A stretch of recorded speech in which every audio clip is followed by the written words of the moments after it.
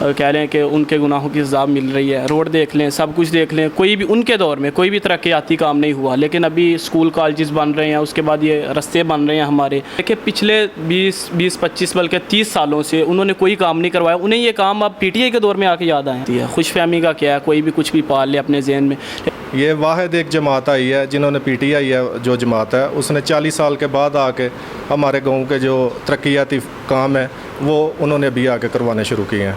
अच्छा जनाब, गल है जो ਨੂਨ ਦੀ ਘੁੰਮਤ ਸੀ, ਮਾੜੇ ਲੋਕ तो उदों मिहनत मजदूरी करके खाते सन। ये PTI की घुम्मत तो हुण भी माड़े लोग अपनी मिहनत मजदूरी करके खा रहे हैं, लेकिन हुण उन्होंने पता चलिया कि मैं किस तरह मुल्क चलाना है। वो तो वेखो ना, दो पार्टियां खड़ियां ने, ਨੂਨ वाले भी खड़े ने, PTI के खड़े ने।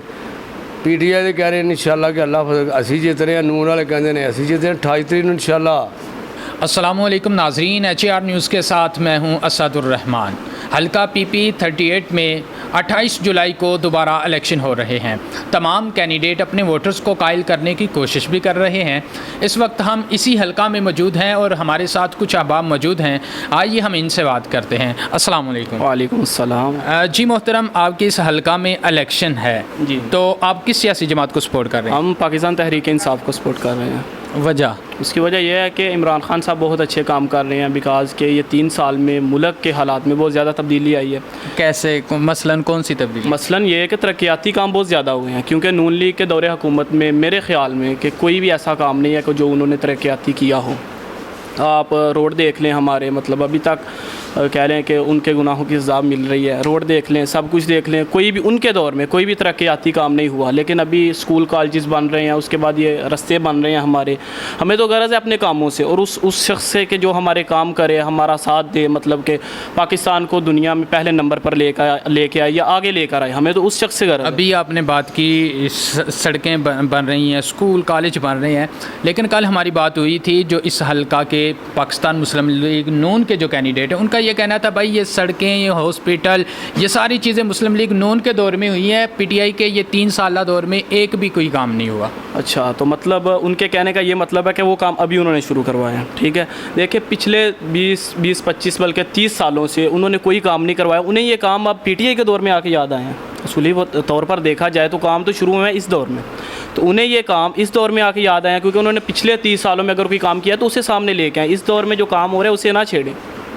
ठीक है। अच्छा, तो आपको ये लग रहा है कि भाई इस हल्का में PTI का पलड़ा भारी है? इंशाल्लाह जी, इंशाल्लाह। तो ओवरऑल जो ये हैं नून लीग के जो सपोर्टर हैं, वो उनका ये भी कहना था भाई जो 28 जुलाई है उस दिन हर तरफ शेर होगा, PTI को हम इस तरह की शिकस्त देंगे कि दोबारा इस हल्के में बल्ले का नाम लेने वाला कोई नहीं होगा। ये तो उनकी खुशफहमी है। देखें, खुशफहमी तो हर किसी की होती है, खुशफहमी का क्या है, कोई भी कुछ भी पाल ले अपने जहन में, लेकिन इंशाल्लाह इस दफ़ा PTI जीतेगी, क्योंकि इस वक्त जितने भी पढ़े लिखे नौजवान हैं ना, वो सब के सब PTI को सपोर्ट कर रहे हैं। दूसरे नंबर पर सब लोग जानते हैं कि इमरान खान कौन से काम करवा रहा है। कुछ लोग, हर बंदे का अपना नज़रिया, भाई हम किसी के नज़रिए को तो छेड़ नहीं सकते, ठीक है, लेकिन जिन लोगों का नज़रिया ठीक है, मुझे उम्मीद है कि वो PTI को ही वोट देंगे। आपको लग रहा है PTI ही विन करेगी? इंशाल्लाह PTI विन करेगी। ठीक हो गया। जी हाँ नाज़रीन, यहाँ पर कुछ अहबाब मौजूद थे, आपने इन लोगों की राय सुनी। इनका ये कहना है कि इस हल्का में ये पाकिस्तान तहरीक इंसाफ को सपोर्ट कर रहे हैं। अब फ़ैसला 28 तारीख को ही होना है, उस दिन पता चलेगा कौन सी सियासी जमात इस हल्का को विन करती है। कैमरामैन हमादुर रहमान के साथ असदुर रहमान को इजाज़त दीजिए। अल्लाह हाफिज़। जी, हम अल्हम्दुलिल्लाह PTI को सपोर्ट कर रहे हैं और इंशाल्लाह बहुत अच्छी तैयारी है हमारी। PTI को सपोर्ट करने की वजह क्या है? PTI को सपोर्ट करने की वजह हमारी ये है कि PTI के आने के बाद ही हमारे हल्के में कुछ काम हुआ है। इससे पहले 40 साल से जो इक़्तिदार में है उन्होंने हमारे लिए कुछ भी नहीं किया। ये वाहिद एक जमात आई है जिन्होंने PTI है जो जमात है, उसने 40 साल के बाद आके हमारे गांव के जो तरक्याती काम है वो उन्होंने अभी आके करवाने शुरू किए हैं। अच्छा, तो अभी तारक सुबहानी साहब के साथ हमारी बात हुई थी, उनका कल ये कहना था कि इस हल्का में जितने भी काम किए हैं वो वरियो ख़ानदान ने करवाए हैं, PTI ने अभी इन 3 सालों में तो कोई काम ही नहीं किया। 35-40 साल से तो ये भी इक़्तिदार में ही है। अभी आप ऐसा करें ना कि आप पूरे हल्के का विज़िट आप तो कर ही रहे हैं और आपके सामने ही है हल्के के जो हालात हैं वो भी आपके सामने ही हैं। आपको इसी से बाखूबी इल्म हो जाएगा कि 40 साल में इन्होंने क्या किया। तो पीटीआई को आपकी सपोर्ट करने की ये वजह है कि ये लोग अब हल्के में काम करवा रहे हैं। काम करवा रहे हैं जी, बहुत अच्छा काम कर रहे हैं। ठीक है।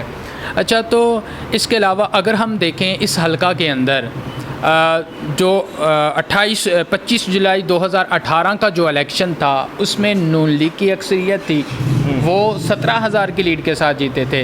अब आप एक सपोर्टर हैं पीटीआई के, आपको क्या लगता है कि आपकी जो जमात है वो कितनी लीड के साथ विन करेगी? ये इंशाल्लाह समझो कि ये सेम अभी इन्हीं के साथ ही होगा। मतलब उल्ट होने वाला है। उल्ट होने वाला है अब। ठीक है। मुमकिन है कि इससे उम्मीद है कि इससे ज़्यादा होगी।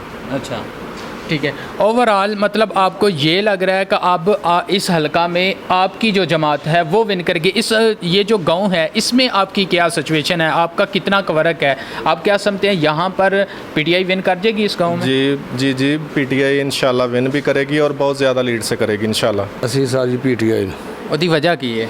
ਉਹਦੀ ਵਜ੍ਹਾ ਹੈ ਕਿ ਇਨਸ਼ਾਅੱਲਾ ਇਮਰਾਨ ਖਾਨ ਬਹੁਤ ਅੱਛਾ ਆਦਮੀ ਠੀਕ ਕੰਮ ਕਰ ਰਹੇ ਨੇ, ਲੇਕਿਨ ਇਹ ਵੀ ਕਿ ਇਨਸ਼ਾਅੱਲਾ ਜਿਹੜਾ ਹੁਣ ਵਕਤੀ ਤੌਰ ਆਪਣਾ ਮੁਹਿੰਮ ਚੱਲ ਰਹੀ ਹੈ ਨਾ ਪੀਟੀਆਈ ਨੂਨ ਦੀ, ਉਹ ਪੀਟੀਆਈ ਔਰ ਨੂਨ ਦੀ ਇਨਸ਼ਾਅੱਲਾ ਦੋਵਾਂ ਦੀ ਪੋਜੀਸ਼ਨ ਇਸ ਟਾਈਮ ਬਰਾਬਰ ਜਾ ਰਹੀ ਹੈ ਜਿਹੜੀ ਹੁਣ ਪੋਜੀਸ਼ਨ ਇਸ ਟਾਈਮ, ਲੇਕਿਨ ਉਮੀਦ ਅੱਲਾ ਦੇ ਘਰ 'ਚ ਕਿ ਪੀਟੀਆਈ ਇਨਸ਼ਾਅੱਲਾ ਫਜ਼ਲ ਰਫਦਾ ਹੋਏਗੀ।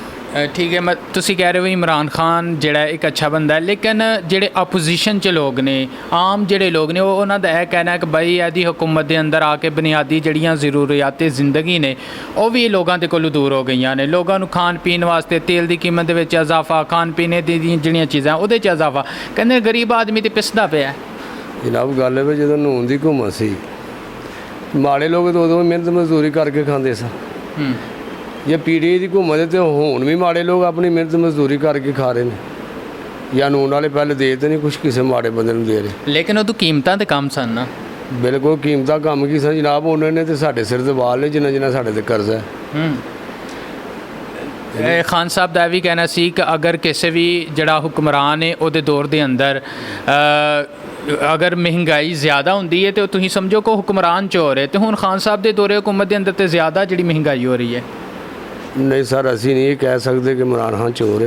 इमरान खान आप खुद बंदा अच्छे है, लेकिन ਹੁਣ ਅਸਲ ਸਾਡੇ ਤੇ ਜ਼ੇਨ ਕੰਮ ਕਰ ਰਿਹਾ ਕਿ ਉਹਨਾਂ ਨੂੰ ਪਤਾ ਹੁਣ ਚੱਲਿਆ ਕਿ ਹੁਕੂਮਤ ਕਿਸ ਤਰ੍ਹਾਂ ਕਰਨੀ ਹੈ। ਅੱਛਾ, ਮਤਲਬ ਪਹਿਲੇ ਜਿਹੜੇ 3 ਸਾਲ ਨੇ ਉਹ ਐਨਜੀ ਗੁਜ਼ਰ ਗਏ ਉਹ ਨੇ। ਜਿਸ ਤਰ੍ਹਾਂ ਉਹਨਾਂ ਨੂੰ ਹਿੱਲੇ ਹਮਲੇ ਖਿਡਾਇਆ ਉਹ ਖੇਡਦੇ ਰਹੇ ਨੇ, ਲੇਕਿਨ ਹੁਣ ਉਹਨਾਂ ਨੂੰ ਪਤਾ ਚੱਲਿਆ ਕਿ ਮੈਂ ਇਹ ਕਿਸ ਤਰ੍ਹਾਂ ਮੁਲਕ ਚਲਾਉਣਾ ਹੈ ਔਰ ਕਿਸ ਤਰ੍ਹਾਂ ਇਹ ਚੱਲੇਗਾ।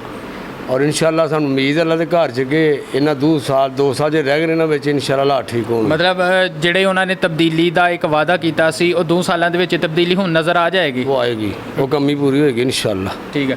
ਤੇ ਤੁਸੀਂ ਇਸ ਹਲਕੇ ਦੇ ਅੰਦਰ ਇਮਰਾਨ ਖਾਨ ਦੀ ਵਜ੍ਹਾ ਤੋਂ ਪੀਟੀਆਈ ਨੂੰ ਸਪੋਰਟ ਕਰਦੇ ਪਏ ਹੋ ਕਿ ਜਾਂ ਜਿਹੜਾ ਕੈਂਡੀਡੇਟ ਹੈ ਚੌਧਰੀ ਅਹਿਸਨ ਸਲੀਮ ਬਰਿਆਰ ਉਹਦੀ ਵਜ੍ਹਾ ਤੋਂ ਤੁਸੀਂ ਇਹਨੂੰ ਸਪੋਰਟ ਕਰਦੇ? ਜਿਹੜਾ ਅਹਿਸਨ ਸਲੀਮ ਬਰਿਆਰ ਹੈ ਅੱਛੇ ਆਦਮੀ ਨੇ, ਠੀਕ ਹੈ, ਉਹਨਾਂ ਵਿੱਚ ਕੋਈ ਇਹੋ ਜਿਹੀ ਅਸਾਂ ਗਲਤ ਨਹੀਂ ਗੱਲ ਸੁਣੀ ਕਿ ਉਹ ਬੰਦੇ ਚੰਗੇ ਨਹੀਂ, ਲੇਕਿਨ ਇਨਸ਼ਾਅੱਲਾ ਵੋਟ ਅਸੀਂ ਜਿਹੜੇ ਆ ਨਾ ਉਹ ਅਸੀਂ ਇਮਰਾਨ ਖਾਨ ਨੂੰ ਦੇ ਰਹੇ। ਅੱਛਾ, ਇਮਰਾਨ ਖਾਨ ਅਗਰ ਉਹਦੀ ਜਗ੍ਹਾ ਤੇ ਕੋਈ ਹੋਰ ਬੰਦਾ ਹੁੰਦਾ ਜਿਵੇਂ ਸਈਦ ਬੱਲੀ ਸਾਹਿਬ, ਤਾਹਰ ਹੁੰਦਲ ਸਾਹਿਬ ਜਾਂ ਕੋਈ ਹੋਰ ਤੀਸਰਾ ਬੰਦਾ ਹੁੰਦਾ, ਤੁਸੀਂ ਉਸ ਬੰਦੇ ਨੂੰ ਵੋਟ ਦਿੰਦੇ ਇਮਰਾਨ ਖਾਨ ਦੀ ਵਜ੍ਹਾ ਤੋਂ? ਅਸੀਂ ਜਨਾਬ ਗੱਲ ਹੈ ਕਿ ਸਭ ਤੋਂ ਪਹਿਲੇ ਪੀਟੀਆਈ ਦੇ ਵਿੱਚ ਸਾਂ ਤਾਹਰ ਹੁੰਦਲੀ ਸਾਹਿਬ ਨਾਲ, ਡਾਕਟਰ ਆਸ਼ਿਕ ਫਿਰੋਜ਼ ਨਾਲ ਔਰ ਡਾਕਟਰ ਆਪਣਾ ਤਾਹਰ ਹੁੰਦਲੀ ਸਾਹਿਬ ਨਾਲ।